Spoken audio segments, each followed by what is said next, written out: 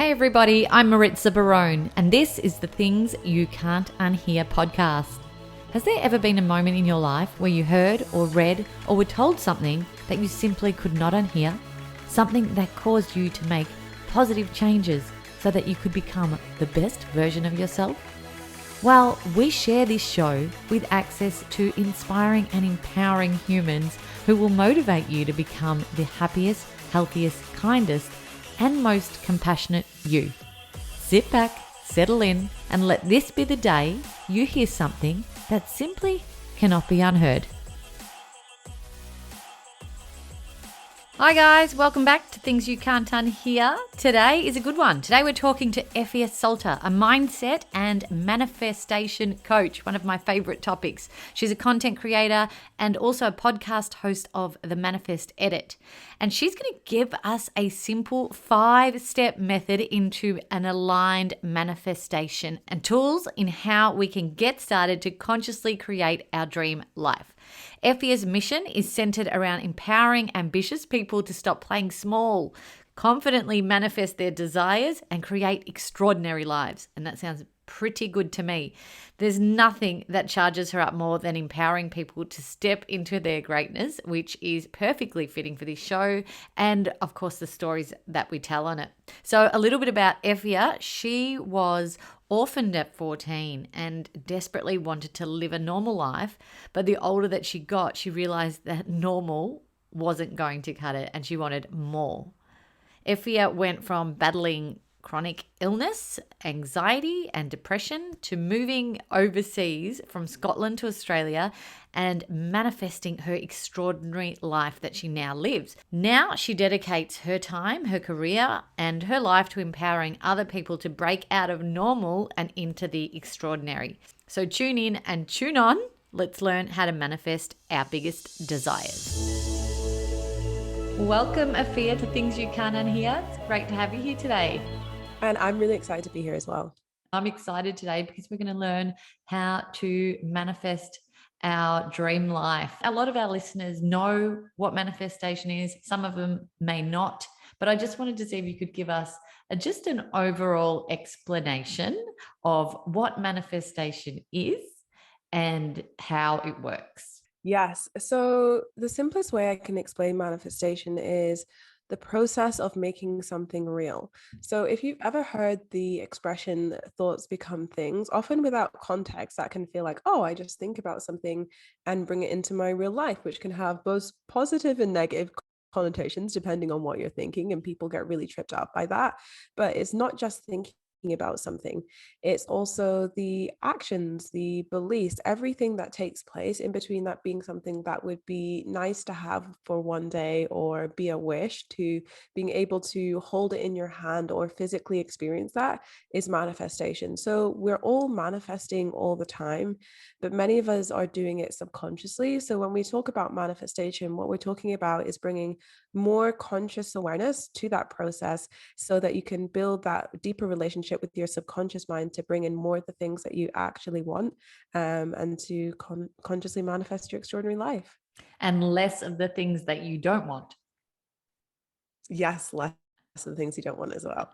I love it. I've successfully manifested some tangible things in my life, and you actually feel like magic when it comes into fruition, and you're like, I created that with my thoughts and my energy, and there's no denying it when you know you've done it. It's quite fascinating, isn't it?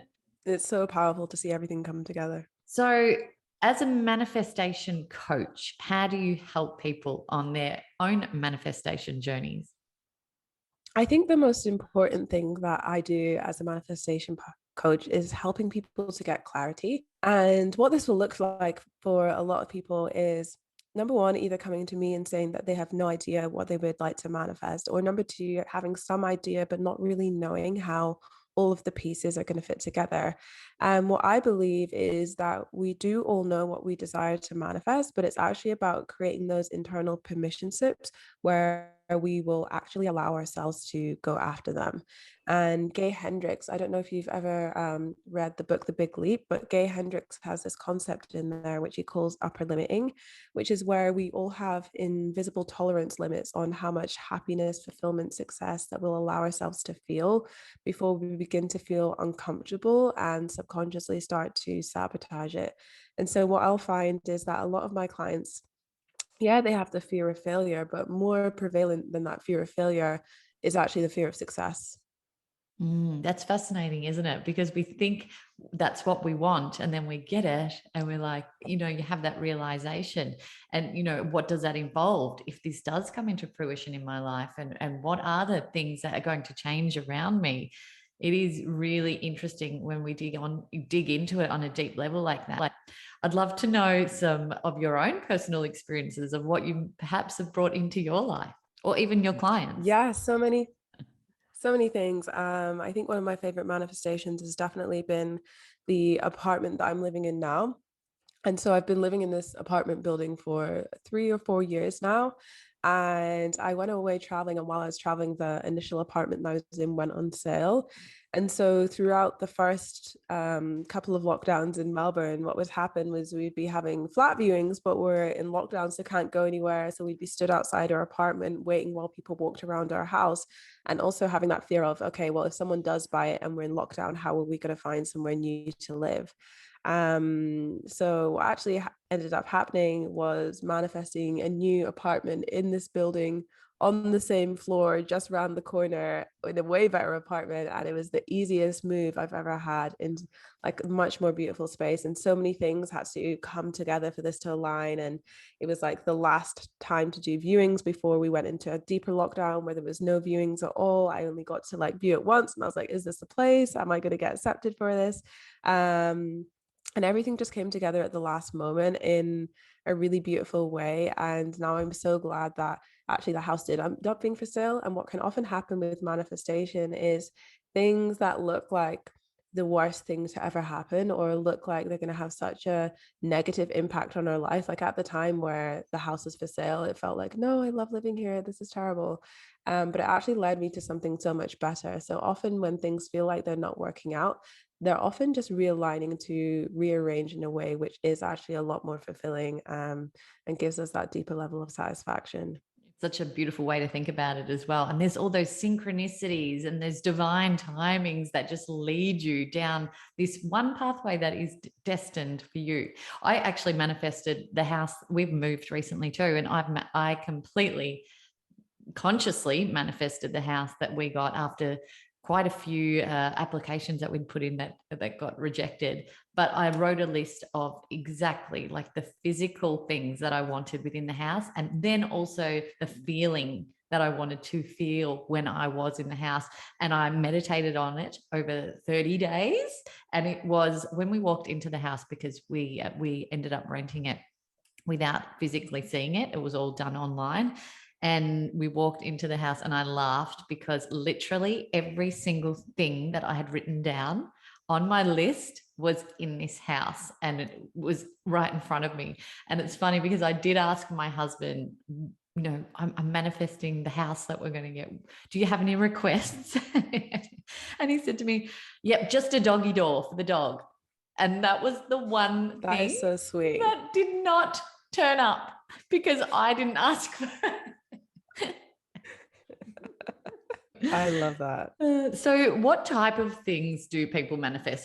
We just heard that both of us have manifested where we are living. What types of other things, is it relationships, love, friendships, careers? What have you seen? What have you worked with? What's the most common thing? Yeah, absolutely. All of those things that you've mentioned. I had one of my clients who, when she joined one of my programs, she was like, oh, I'd love to manifest a relationship, but I'm just beginning to think that it's not going to happen for me. And she was kind of feeling really frustrated and disheartened. And I actually ended up checking in with her.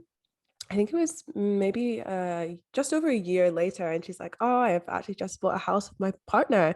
And she'd met someone just after she'd finished the course. They fell in love very quickly, and they just felt like they were soulmates and bought their first house together. For some people, it's career success, business success. And I think for most people, that underlying all of those physical, tangible things is actually about how we want to feel about ourselves and how we want to feel in our body. So, yeah, for both of us, it's great having these spaces, but what it's really about is how we feel in these spaces. Yeah, that's so, so true. Well, guys, we actually are going to learn how to do this today. So start thinking of what you want to manifest as you're listening to this podcast episode. But Efia, I do want to know your story. I want people to learn how you came about into this line of work and what inspired you in your pathway to get here. So tell us a little bit about who you are and perhaps your upbringing and what led you here today. So I was actually in the foster care system until I was age 3. And at that point I was adopted. And so for me, growing up as a little Black girl in Scotland, it was definitely an interesting time. But I did have like a really great childhood. But unfortunately, when I was 10, my mom got diagnosed with breast cancer, and very quickly her health began to deteriorate. So went from one day just being a 10-year-old kid to growing up very quickly and also kind of taking on that parent role and looking after someone who was very sick as well. So that was a really big change in life, and definitely was also the onset of the anxiety that I now experience. And unfortunately, my mom passed away when I was 14. So that left my sister, my brother, and I orphaned, as she was a single parent. So we, went from being kids to then being kids looking after a parent to then having our worlds completely flipped on their head. And for me, throughout that period of time, there was a lot of kind of questions around my identity. Who am I without parents? Who am I as a Black girl growing up in Scotland? Who am I, like, being surrounded by friends who I perceive to have like very normal lives and living a life that felt like so far away from that for me. So a belief that I really adopted from the age of 14 was a desire to live a normal life and to have the things that everyone else was having. I wanted to be able to go to uni and have the job and, follow that typical path that's laid out for you. For me, that was like my dream. My one desire was to have all of those things, but it felt like I was going to have to work harder than everyone else to get to the same places. But I did end up having all those things I wanted. I ended up getting into uni. I ended up acing my grades and also somewhat being a bit of an overachiever. And I thought I was going down the path that I actually wanted until I got to my master's year at uni, which is when I decided to go back. So I finished my first degree and I just felt like I didn't know what I wanted to do for my career. I didn't have that like strong desire or the strong inkling that this is what you're going to do next, which is what I felt like a lot of people around me have. So what seemed like the next step for me to take was to go back to uni and to do my master's because I was good at studying. And it very quickly became apparent that I had done it for the wrong reasons and that I wasn't enjoying my second time round at uni. I was actually miserable. More than not enjoying it, I was honestly like really depressed. I found it difficult to show up to my classes. I was experiencing severe anxiety. I'd also lost my job due to some unfortunate circumstances around uni timetabling. So I had a lot of flux and just feeling like I wasn't grounded in anything, least of all myself. And it just got to a point where I just felt like I couldn't take it anymore. I couldn't handle it anymore. I was truly lost. And I ended up going to therapy, which was something that I felt was going to help me turn my life around. Unfortunately, therapy didn't work out. I think something that not a lot of people mention is that finding a therapist is like finding a good friend. Like you have to really align with them and have a really good relationship with them, and that's not just going to be necessarily off the bat. And so for me and the therapist that I had, we just did not click at all, and it just didn't work out, which was a shame because it was something I'd wanted for so long. But it was a catalyst that I needed to make some changes in my life and to begin approaching some things differently and to build that level of self-awareness of how I actually wanted my life to go, and also to begin to dream and hope again, which was something that I'd lost for a really long time. And so in doing that, at this stage, it was around 2015 was when I first started learning about conscious manifestation, started hearing things like the law of attraction. And I had actually grew up Buddhist. So Buddhism does have like a lot of parallels with spirituality, even though they're not the same. So when I was hearing and learning about all these concepts, it didn't seem that far away from me. I'm like, oh yeah, I could see how this would make sense. And it just felt like I was remembering something that I'd forgotten. And so on my own conscious manifestation journey, it completely changed my life. Like I went from that place at the beginning of the year where I honestly didn't want to live anymore to the end of the year where I had just built this really deep relationship with myself. I like truly loved myself, and I had somewhere where that I wanted to go in life. I decided that I was going to move from Scotland to Australia. I manifested my first thing, my vision board. I manifested travel. I manifested who was my soulmate at the time and all of these experiences. And I was like, whoa, I can actually consciously shape and create my reality. And more than just creating how I would like my life to look, I get to actually experience it.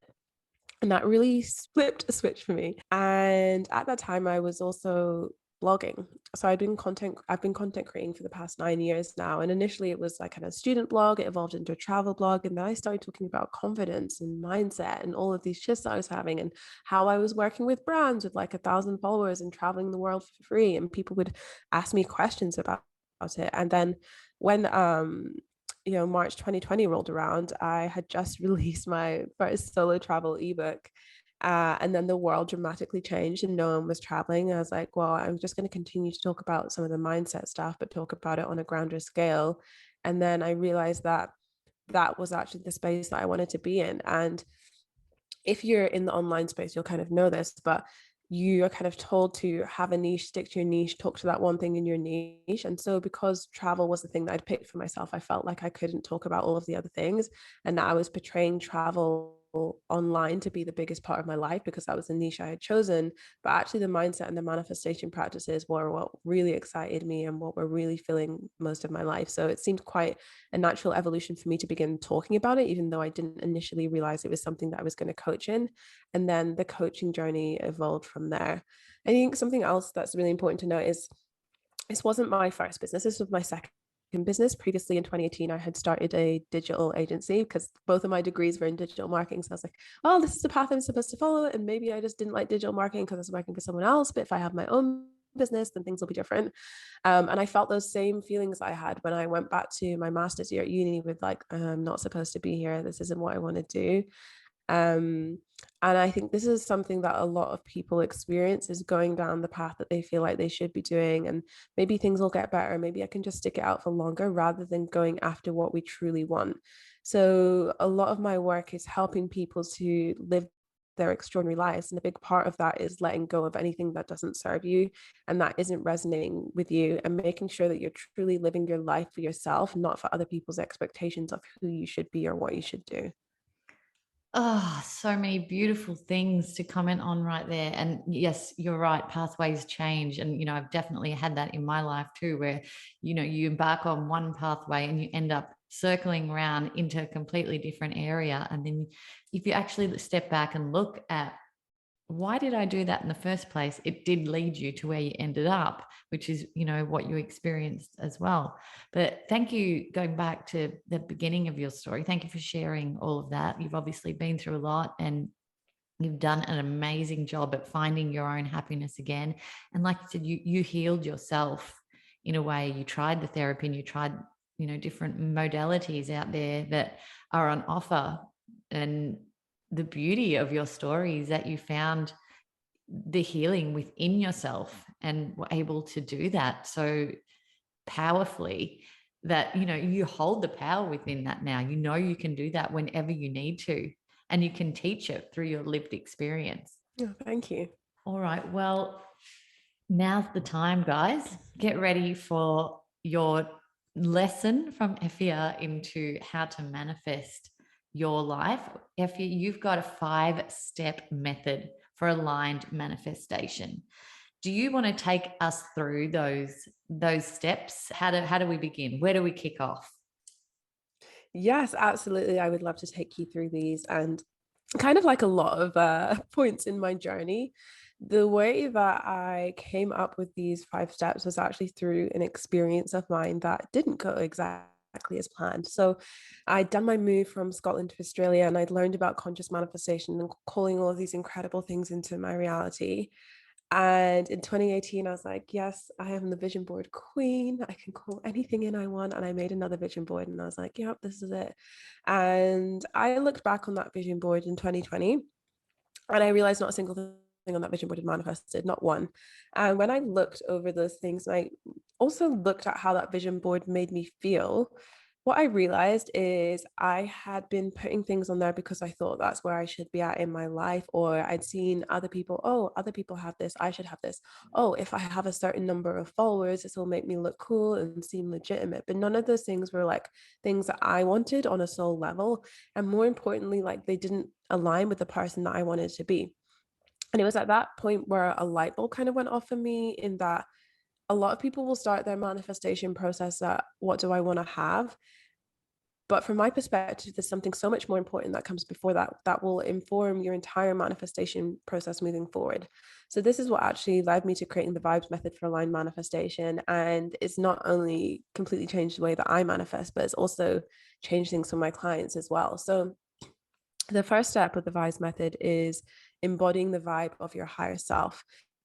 And what that means is, rather than thinking about what you want to have, which we will get into later, who do you want to be? Like, what do you want to create in your life as this person? Like, how do you want to feel? How do you want to show up in the world? What's the impact you want to make? What's the legacy you want to leave? What's that vision that you want to create for yourself? Getting really clear on what your values are and how you are currently living in alignment with those values leads you into a much better step to then set those intentions from. And especially if you're someone who's like, oh, I don't really know what I want. Well, let's just peel it back a layer to who you want to be and what your values are. And then you can set intentions from those values to make sure that you're living in deeper alignment with them. So I personally believe that your higher self is not a better version of you, it's a truer version of you. I believe that we all came into this world as like divine, innocent, beautiful human beings.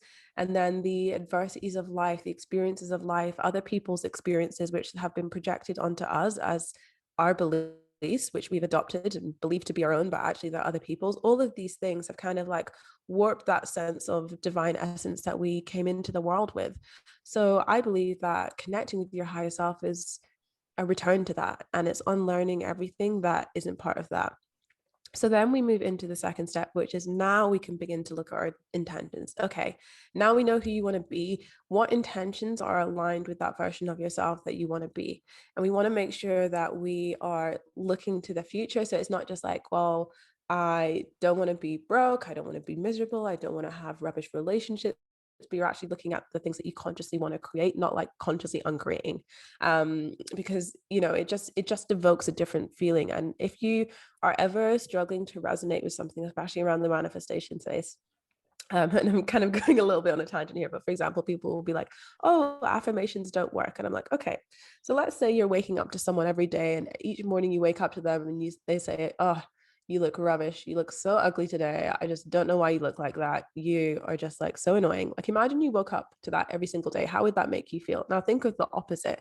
That is how affirmations work, is because of the way they make you feel. So when you're thinking about things in manifestation, check in with yourself, do that gut check with yourself of how does it make you feel. So when you're setting your intentions, does it feel good for you to say, I don't want to be broke anymore? Or does it feel good for you to say, I want X income amount, or I want to be wildly abundant, I want to be wildly wealthy? So, get into that process of connecting with your own intuition as a guidance system. From here, we're moving into energetic blocks and boundaries, which is like, I know who I want to be, I know what I want to have, I'm unstoppable. And then this is where all the limiting beliefs come up and say, no, you're not. So everything that comes up that says why you couldn't have it or why you shouldn't have it, why it's not going to work for you, all of these things are limiting beliefs. Often it can be based on trauma, it can be based on past experiences, lived experience. And we want to look at all of those things. This is not something we want to hide from, but actually like, hey, I'm creating an open space to understand myself as a whole human, not just the parts that I think are socially acceptable, and creating a safe space to discover what our fears and challenges are and how we can either sit with them or move beyond them so that we can confidently create our extraordinary lives. A huge part of confidently creating your extraordinary life is looking at all of the things that stop you from getting there, because if you didn't have any of those blocks in place, you would be there already. So we all have our own blocks, and it doesn't matter how far in your journey you are or how much work you've done, there's still more to uncover. So don't feel like, wow, I have so many of these, this means I'm never going to manifest what I want, or oh, I'm not a good person or anything like that, because it's completely normal and we all have these aspects of ourselves. And it's just about shining a light on that. So if you've ever heard the term shadow work, it's called shadows because it's typically parts that are in the darkness. It's parts that we're not aware of. So let's bring in awareness. Let's bring some light into those areas, and bring them to the forefront so we can move through them. At the next stage, which is balancing your feminine and masculine energy, this is the action piece that we talked about earlier. So manifestation is not just thinking about something, but is actually taking action in the direction of your desires. And we all have these different energy pools within us. Like masculine is more of the hustle, of the strategic, the energy of doing, and the feminine is more of the flow and the intuition. And neither of these is better than the other. So when I say balance, it doesn't mean you need to be 50-50, but it's like you need to look at like, how do you work best? Like I have one of my closest friends, she runs her business and like very masculine. She will have a super structured day. She's got like meetings until 8 p.m. I can't work like that. I simply couldn't work like that. I take like 2 hours to get ready in the morning because I'm just like floating through the day. So, but I understand how that works for her. And it also attracts me to her as a friend because she kind of like balances out my energy.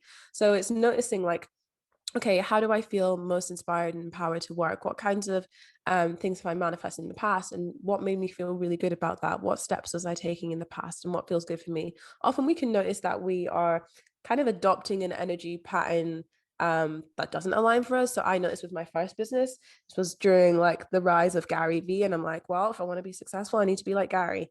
And I was working myself into the ground. And for some people, that kind of hustle mentality really works. So I'm not saying that that's bad, but for me, it just didn't. It was really stressful, really burnt out. I also have chronic illness, endometriosis. So I have a lot of chronic fatigue. So working like that it was never going to work for me. It was realistically never going to work for me. So you need to look at like, oh, do you feel like coming into the manifestation space, it all needs to be flowy and free and intuition based, because you're also living out of alignment if that's how you feel it needs to be, and that doesn't work for you either. So looking at the ways that you work best is what we really focus on, and balancing your feminine and masculine energy is finding the right fit for you. And then finally, the piece that really glues everything together is surrender. And that's the S of the VICE method, which is, so surrendering the expectations and the need for everything to be perfect or for it to happen exactly on your timeline. And if things don't happen like exactly in the date that you thought you were going to happen, or you don't get the exact amount of money that you wanted to manifest, or the exact partner, you're not making it mean anything about you as a human. You're not taking it personally to mean that you're not enough. And I think that's a piece that can really derail a lot of people, is like, oh, well, if I'm not manifesting things on my timeline, then I'm not good at it. Like I'm a manifestation coach, and there are some things that have taken me years to manifest. It doesn't make it any less special or powerful to me when I eventually do get it. It's just part of the process. And there may be things I need to work through before I actually get it. So things manifesting quickly is not necessarily a measure of success. For me, success is not an outcome, it's a feeling. Wow, that's amazing. So we've got vibes, the vibration, the intentions, the blocks, the energy, balancing the masculine and feminine, and then surrendering.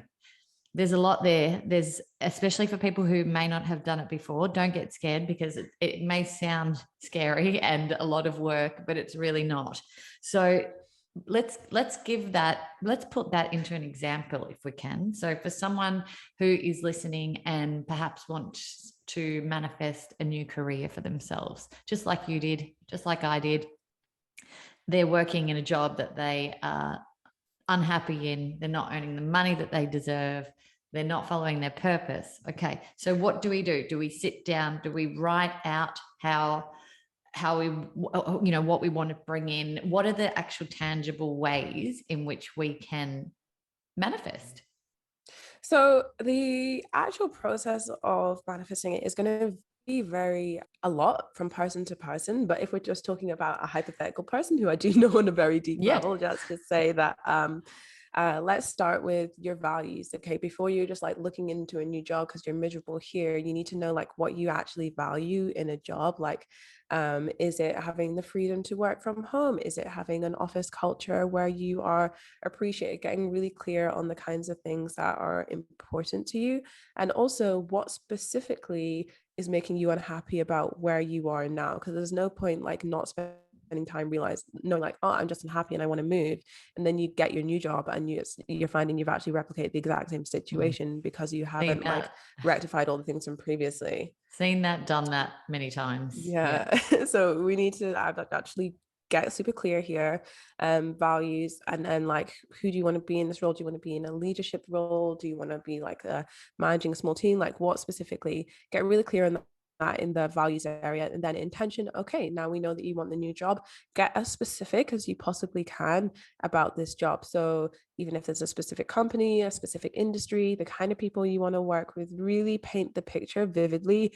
And when I'm working with my clients to create the intentions, I want to get my clients to a place where they feel something when they're reading that intention to me. So it's not just like, I want a new job. Like, that's meh. That's not really inspiring me to get out and do anything. It's like, I want a new job where I'm valued. I work from home half of the week. There's this really beautiful company culture and there's room to expand. All of my colleagues are amazing. They inspire me to be better. I'm learning so much. I love the development. I've never worked in corporate, but this is what I imagine it to be like in a really beautiful workplace. There's really great personal development involved and advancement.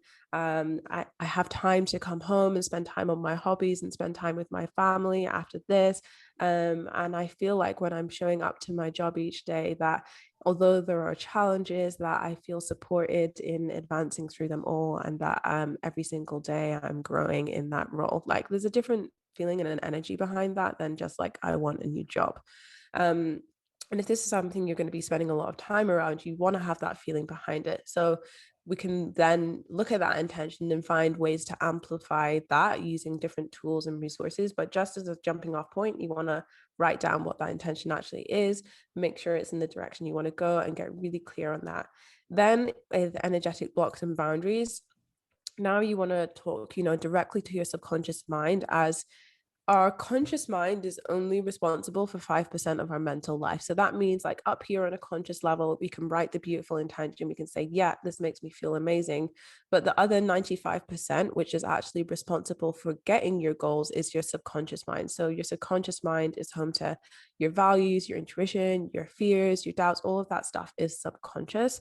So you need to look like subconsciously what could actually stop you from getting there. So if perhaps in your previous jobs you've not been treated very well and you feel like, oh, well, that's how I deserve to be treated, or that's the only experience I have, you're then carrying that into your new job search. So you want to look at, first of all, illuminating what those limiting beliefs, illuminating those past experiences and potentially any traumas, and then finding ways to work through this. But the first step is always building that awareness and actually saying, what is here, what is coming up for me. And people will be like, well, how can I identify my limiting beliefs? It's actually, in many cases, it's a lot easier than we actually think, because we don't have that many discussions with ourselves. We'll have discussions with other people, but how often do you sit down to have a conversation with yourself? It's not something that we would consciously be doing like every single day. So I encourage you to have a conversation with yourself, whether that's through journaling, or I talk to myself a lot out loud. But either way that you want to do that, to ask, what are my fears? Like, how do I feel about this new job? And it's okay to actually admit that. Like, if there are limiting beliefs come up, don't just pretend that you don't feel it. Like, actually admit to yourself, like, this is something that I am worried about.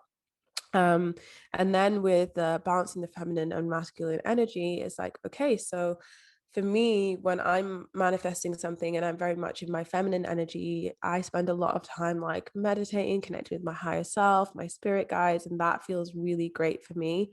For you, that may be different, and that may look like taking more of a strategical approach, like, this is how many jobs I'm going to apply to every single day. These are the kind of people that I want to be surrounding myself with. And obviously, to actually get the job, there needs to be an element of both the practical and the spiritual. So you have to combine the spirituality with the strategy. Unless and you're then really good in it, falls at your feet.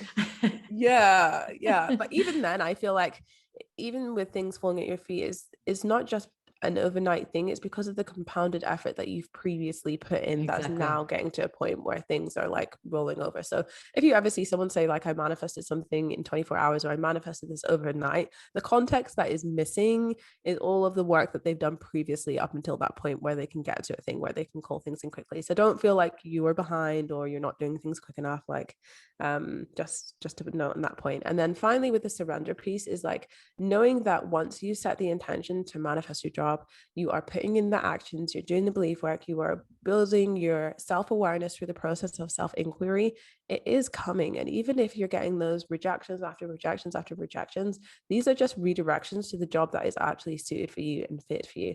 Like I've had times in the past where I've been like rejected from something. Even my first apartment when I moved to this building. So I put in an application for this beautiful house in Paran in Melbourne. I was like, this is it. This is my dream house. And then the application fell through at the last minute and I was really devastated. I was like, but that was my house. That was where I was supposed to live. And then a viewing for this apartment building came up. And I was like, I don't know. It seems like a little bit of a weird location, seems a bit far away. And then I got here and I was like, no, this is really the space. And then I remember my flatmate at the time, he had a bookshelf and he had a Brené Brown book, Daring Greatly. I was like, this is my favorite book. He's like, well, if you become my flatmate, you can borrow any of the books that you like. I was like, and then I left the viewing and I was like, that was my house. And then 5 minutes after I left, he texted me and was like, would you like to live here? I was like, yes. Oh. So although I thought that the first one was like where I wanted to live, like the next one was truly where I was supposed to be. And that was it for a time until it was time to move on to the next place. So, all of these are just like little touch points. And Bert Goldman talks about this in his book. I think it's called Quantum Jumping. And he talks about kind of how we have multiple different options and timelines, and just like one seemingly chance encounter can cause you to shift onto a different timeline. And at that time you may think nothing of it, but when you can like look back, you can see like, wow, that had a knock-on effect on so many things in the way that things have played out now. So even if you can't zoom out right now, just know that there will be a point when everything makes sense. I want to read that. Actually, that sounds right up my alley. I think the key is, like you said, feeling it, the emotion, believing it, surrendering, knowing you deserve it, clearing anything else that makes you think otherwise, feeling it over and over and over. Meditation is a great way to do that, isn't it? Because that's, I've followed Dr. Joe Dispenza's manifestation method, and he, provides you with specific meditations to do over 30 days, for example. And you're feeling those future emotions for half an hour every day, or for half an hour in the morning, half an hour at night, every day.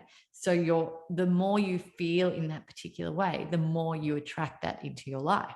Yeah, definitely. And it's, it goes back to that embodying that person you want to be. Don't just be like, okay, well, 2 years from now, I'm going to be that person. It's like you're taking the action steps to feeling that way now, doing things that support that vision of you now. I always see content creators on TikTok. They're like, if you had 10,000 followers, what would you be posting?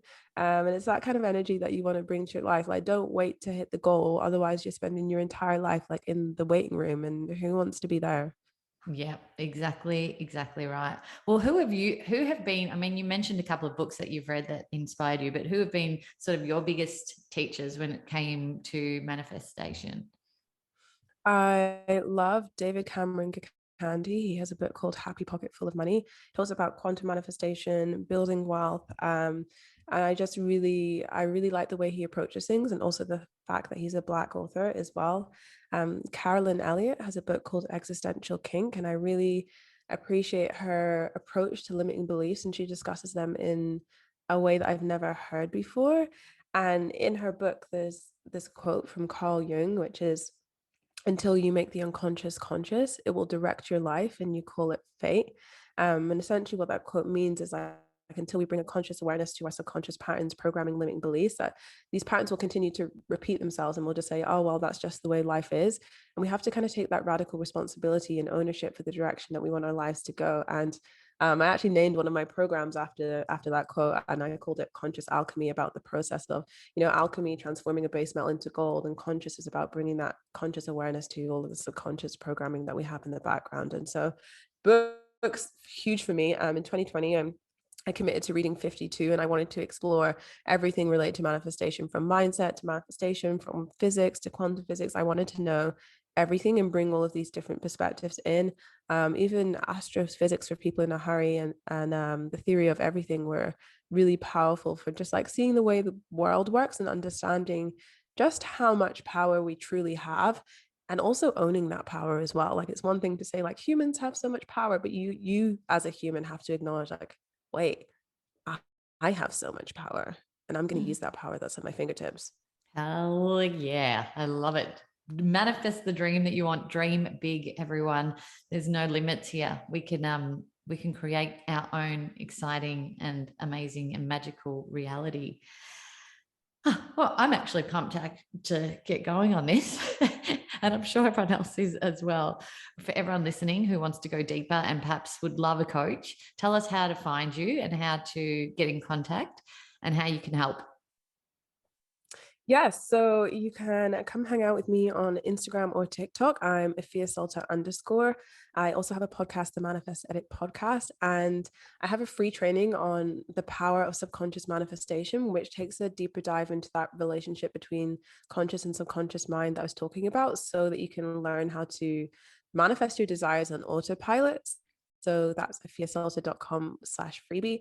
And in terms of the work that I do, it's really about helping my clients access that innate magic that we all have to expand their current reality.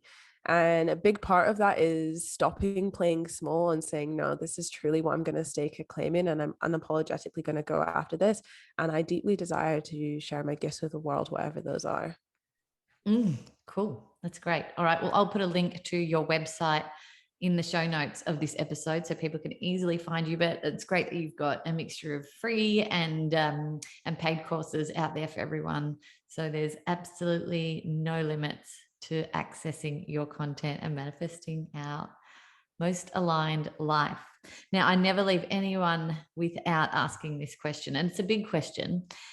What's something that you have heard in your life, something that you could not unhear, something that shifted the trajectory of your life and made you look at things in a more positive way, or made you change the way that you moved forward in life? What's something that you heard that you could not unhear?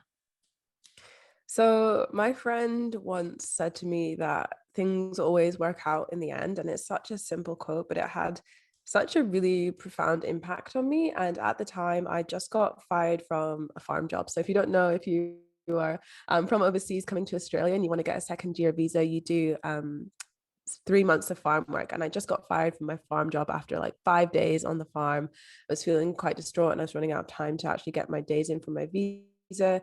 I'd given up my apartment in Melbourne, so I was just crashing with my friend at this point. He's like, yeah, things always work out in the end. And I felt at that point like I'm not going to find a job in time. And he said that, and it just was very comforting to me.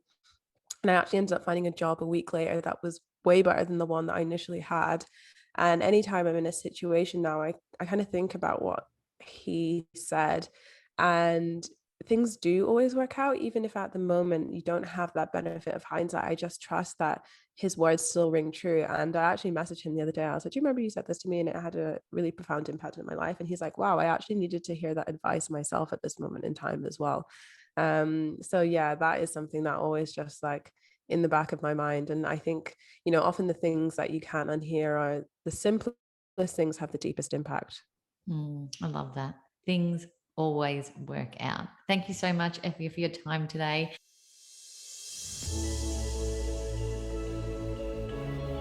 Thanks for listening to the show. What did you think? And what did you feel? Let us know by leaving me a message on the Things You Can't Unhear Instagram community page. And if you can, give us some ratings love on your favorite listening platform.